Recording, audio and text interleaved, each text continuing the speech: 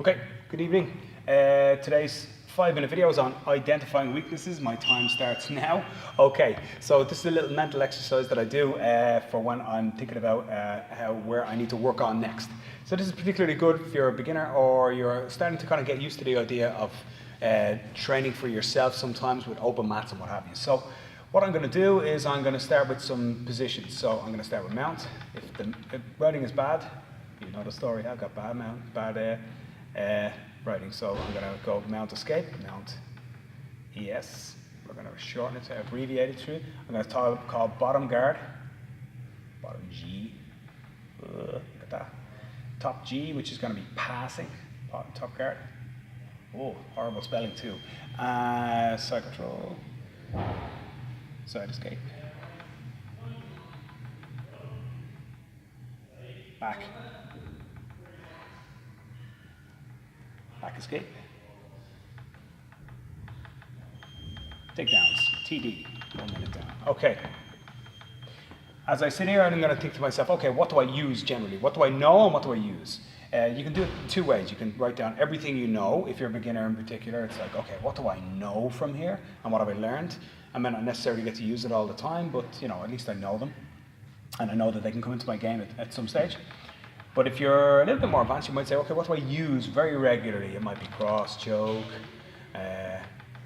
what a horrible spelling again, armbar, key lock,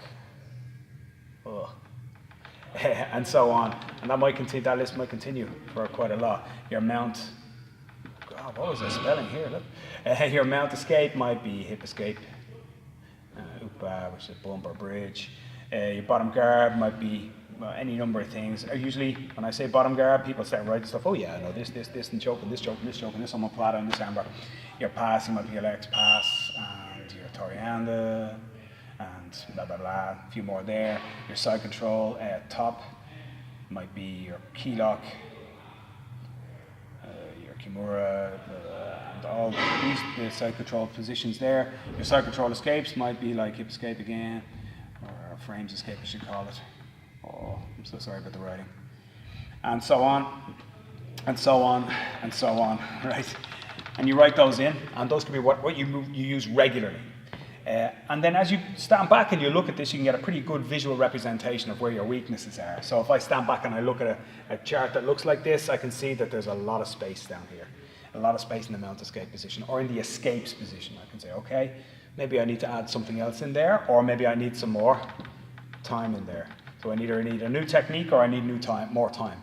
And this is particularly important when you get up the grades a little bit as well. So as you get up and you begin to get a little bit better, you spend less and less time in bad positions. Now in a good, well-coached gym, which hopefully we are, you're going to spend a lot of time in bad positions because your coach will put you there. But often when you go to open mat or when you're just rolling, you get a lot of free sparring. You don't generally spend a lot of time there. You don't allow people to mount you too much. You're too focused on your bottom guard or what have you. So you end up maybe losing a little bit of skill, a little bit of time in there. So it's up to you to manage that time. Very often your coach can't be there all the time, it can't be with you all the time. And in any case, your coach usually isn't your mother, so she's not going to stand over you all the time and making sure that you're doing it. It's important to be honest with your training partner too. So like if you're training with people and you go, hey, you know what, I don't want to beat this person, I don't want to beat this guy up, and this is not my opponent, this guy's here to help me be better, so I'm going to let this guy get in mounting me. And I'm going to go from there. And it's that can be kind of a good thing too. So two things there. If you identify a weakness, time.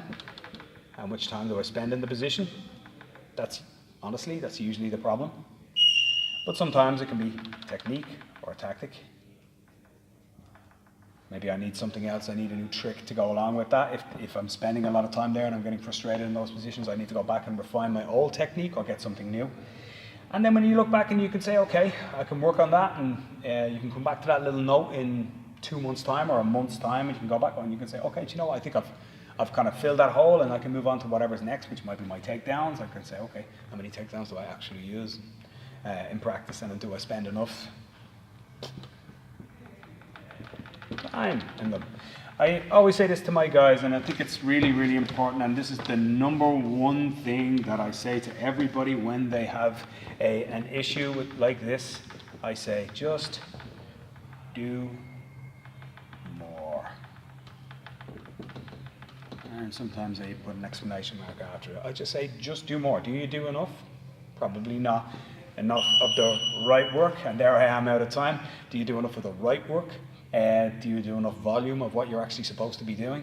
And then also, do you just simply train enough? I mean, ultimately at the end of the day, you have to earn the right to have frustrations. So it's okay to be frustrated if you're training 4 or 5 times a week, or even 3 times a week if you're a really busy guy and you're getting frustrated and you feel like you've hit a wall. But if you're training once a week or you're training very intermittently, you don't really have a right to be frustrated. It's like your frustration is that you don't train enough. So just do more is generally the answer that I give to a lot of questions. But that being said, time in the position and the new technique maybe. So hopefully that can solve a few of your problems for you.